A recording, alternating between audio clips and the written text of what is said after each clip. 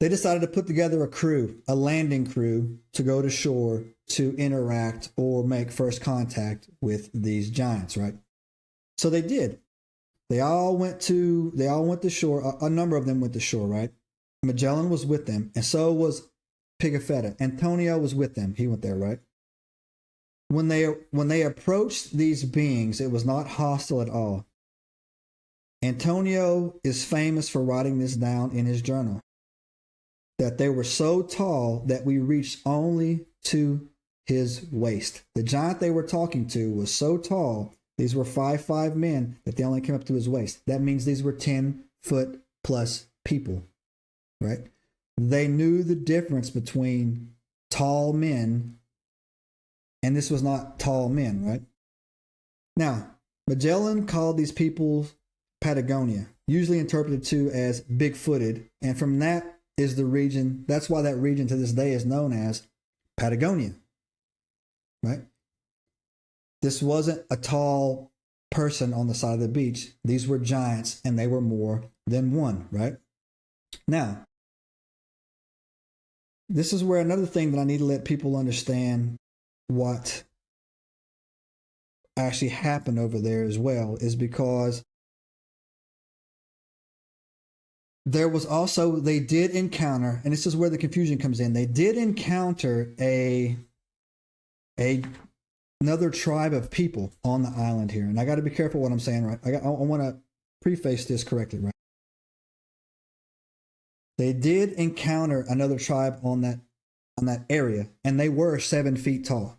That's fact, right? They did, not only did they encounter these 10 feet tall giants, they also encountered a people called, I'm going to try to pronounce this correctly, Tehuelche, Tehuelche. They were 7 feet tall, right? So this area was strange. They did encounter a tribe of people there that were about 7 feet tall, anywhere from 6'3" to 6'8" to 7 feet tall. And Antonio wrote it down. There were 2 separate encounters in this area. These giants that were 10 feet tall, the Patagonians is what he called them, right? The big feet. And he also encountered this other people called the Tucaleles, right? That were 7 feet tall. Yes, so 2 things can be true at the same time, but you can't just ignore the fact that the giants are there saying, oh, no, he was just talking about the tribes. You're correct. They did mention the tribes, but at the same time, they were also talking about these giants. Now, anyway, back to the giants. They're having conversations with these giants. They're interacting with these giants or whatever. And this goes on for a good long while. They actually stop there. The Tucalele people help them replenish their fresh water. They get some food. They get some other stuff like that as well. And they're interacting with these giant beings along the way. Now, here's where Magellan does something kind of messed up, right? And again, this is a fact.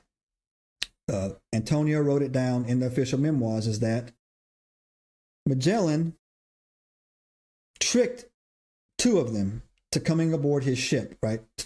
Convinced them to come out there and get on his ship the day they were meant to set sail.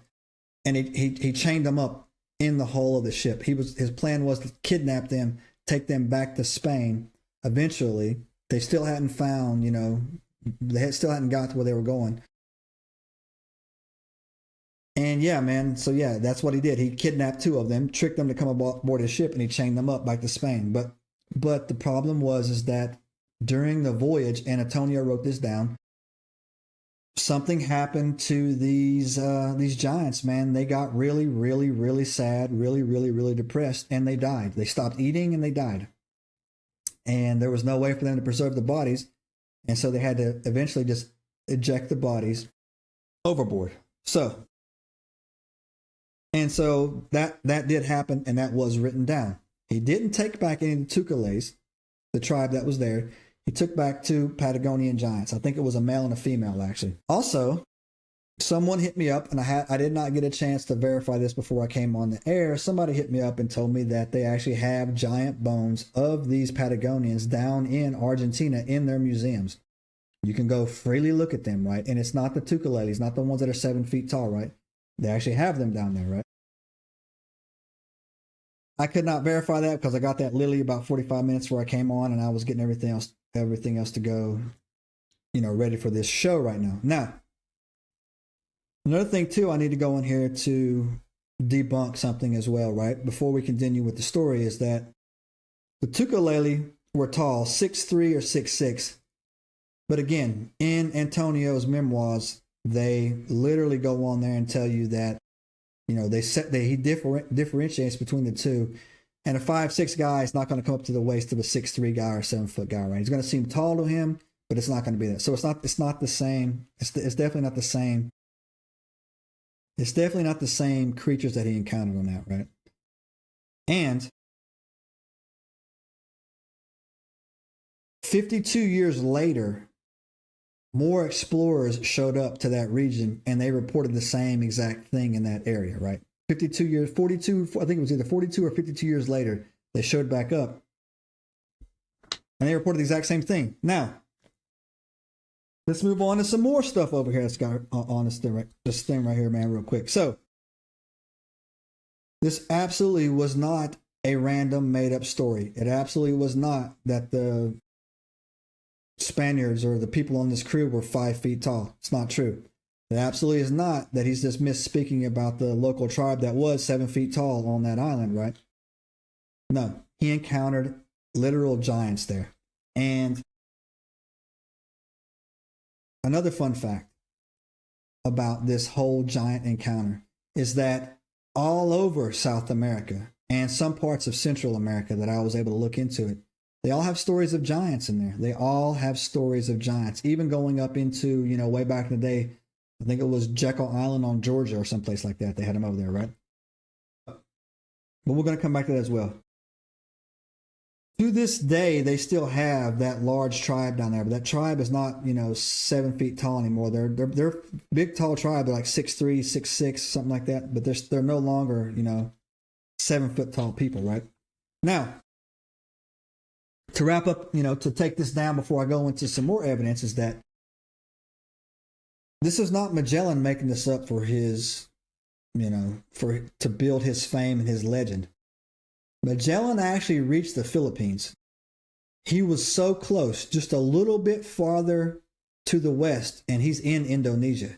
He knew that he was there. He knew that when he got to the Philippines and was talking to these people, he knew that he was going to succeed, that he knew where he was going to go, right?